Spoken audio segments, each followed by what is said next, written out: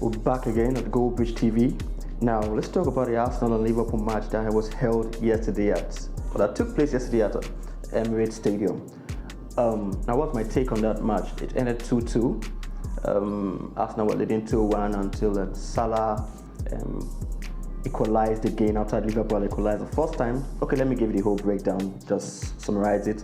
So, after the 9 minutes, Bukayo Saka gave Arsenal the lead, cutting in from the left and firing a shot at the near post, actually. Firing a shot at the near post. Then Van Dijk equalized 9 minutes later. At the beginning of the second half, Merino gave Arsenal the lead once again before Salah now equalized. Now, there were a whole lot of things that happened in that match. Not a whole lot, actually, but the main thing that happened that actually stopped Arsenal from winning the match was their defensive issues. You know, they came into that match with a lot of injuries, and also Saliba was already suspended for that match.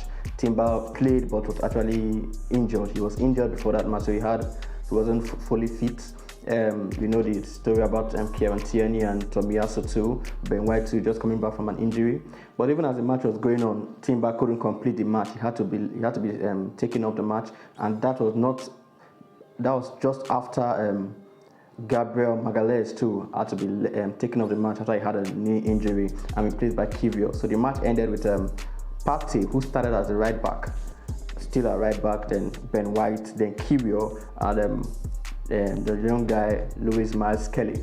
And actually, is when they had that back four. That's when Salah equalized, because there was actually space at the back and the defense. So a whole lot of people will say it's the defensive crisis, which it's actually. I actually have a little pity for Arteta, because that's a part of the team. He actually strengthened and had brought in a whole lot of bodies, not just body, but a lot of good defenders. Calafiori came in over the transfer window. Last season we had Julian Timber joining the likes of Saliba and the rest. So it was actually been solidified and everything, but it's still unfortunate that the part of the team he actually tried to make very, very strong is the part that you have now, this injury crisis. But left to me, I still feel that for the past 2 seasons, Arsenal have not been able to win the league. I've been saying this over and over again. Reasons why I feel Arsenal have not been able to win the league is because of their forward options.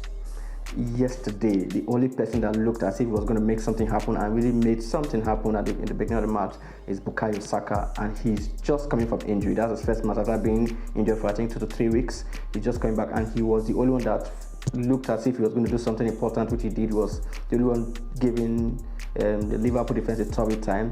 Martinelli is still okay, but yesterday wasn't really his game. He tried his best, but his best wasn't good enough.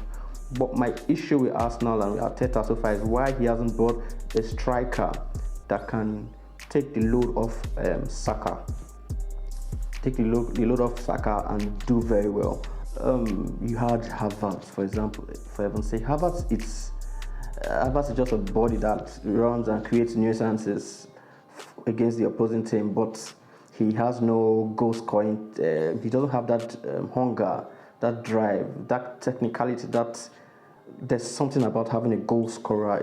Look at when Aubameyang was at Arsenal. Look at the Harry Kanes of this world, the Haalands of this world. Let's not even go too far. Let's even look at Julian Alvarez that left Man City just last season. You see, they have this hunger for goal. They have these goal scoring techniques and everything. Havertz doesn't have it. He's never a problem in the opposing defense. Yes, so many Arsenal fans would actually doubt that and debate that and say no, Havertz hasn't really been trying, which of course he has been better than what he was or who he was at Chelsea, but come on, yesterday he was just nowhere to be seen. And there are so many balls that though any time the Arsenal were trying to start up a counter and the ball was with Havertz and he just lost the ball. At a point when you're leading 2-1, he was looking for free kicks. Come on, you're meant to be making the Liverpool fall back. So when such a thing wasn't happening, Liverpool, immediately got those injuries. Liverpool just now, damn, it's time for us to go out and get that equalizer. And it wasn't even up to 10 minutes after Louis Miles Kelly came in. They got their equalizer, and Arsenal had to hold up for a win, for a draw. So I feel this season is already gone. Last season is already gone. Yeah, so many people will say, come on, it's just 8 matches or 9 matches into the season. But with that forward line and with what Arsenal are challenging, the people Arsenal are challenging, which are competing with Man City and Liverpool, it's just being optimistic to think Arsenal is going to win the league or get anywhere near the league until they solidify that forward line, get a goal-scoring striker, a hurricane-ish, not a hurricane, of course, a hurricane-ish striker. So even somebody even as good as Isak of Newcastle, somebody that good. You had Gyökeres has been following for so many seasons, not still getting him. I don't know why. You need to get a striker that is very good and potent and very good at scoring, and also somebody else that can also deputize that striker. Gabriel Jesus is not a striker.